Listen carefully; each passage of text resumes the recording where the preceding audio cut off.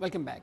જાહેરાત થયાને એક મહિનો વીતી ગયો છતાં નિષ્ક્રિય તંત્રે કામગીરી શરૂ ન કરતા જગતનો તાત આકરા પાણીએ છે। વાત છે રાજકોટના ધોરાજીની, કે જ્યાં ટેકાના ભાવે ઘઉં ખરીદી શરૂ ન થતાં ખેડૂતોમાં ભારે રોષ છે। રાજ્ય સરકારે 4 એપ્રિલથી ટેકાના ભાવે ઘઉં ખરીદી શરૂ કરવાની જાહેરાત કરી હતી, પણ લાગે છે કે એ વાત ધોરાજી સુધી પહોંચી જ નથી। ધોરાજી ખાતે ખરીદી પ્રક્રિયા શરૂ ન થતાં ખેડૂતો મુશ્કેલીમાં મુકાયા છે। ખુલ્લા બજારમાં ઓછા ભાવે ઘઉં વેચવા મજબૂર બન્યા છે।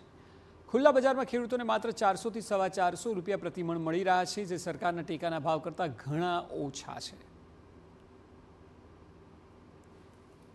ની અંદર ખુલ્લાની અંદર 400 થી 450 રૂપિયામાં ખેડૂતે ઘઉં વેચી નાખ્યા। અત્યારે 70 થી 80% ઘઉં વેચાઈ ગયા, ખાલી 20% રહ્યા છે। ખેડૂતને નુકસાની છે। અત્યારે ટેકાનો ભાવનો જણસીનો ફાયદો ખેડૂતને ન થયો, અને ઉનાળુ જે વાવેતર થોડું ઘણું ખેડૂત એમાં કમોસમી વરસાદ થયો એમાંય નુકસાન। ખેડૂતને અત્યારે બારે બાજુથી નુકસાન છે। ખેડૂતોમાં એવી પણ ફરિયાદ ઉઠી રહી છે કે દર વર્ષે ટેકાના ભાવે ખરીદી શરૂ કરવામાં વિલંબ થતો હોવાથી ખેડૂતોને નુકસાની સહન કરવી પડે છે। ખેડૂતોનું માનવું છે કે સરકાર જો અગાઉથી યોગ્ય આયોજન કરે અને સમયસર ખરીદી કેન્દ્રો કાર્યરત કરે તો ખેડૂતોને આર્થિક નુકસાનીમાંથી બચાવી શકાય। હાલ તાત્કાલિક ટેકાના ભાવે ખરીદી શરૂ થાય તેવી માંગ છે। એક બાજુથી કુદરતનો કહેર અને બીજી બાજુથી સરકારે ઘઉં ન ખરીદી અને ખેડૂતો પાયમાલ થઈ ગયા છે।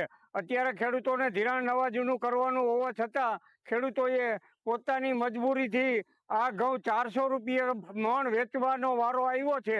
તો આ માટે સરકારે યોગ્ય નિર્ણય કરી અને તાત્કાલિક ઘઉંની ખરીદી શરૂ કરે એવી ખેડૂત આલમની માગણી છે।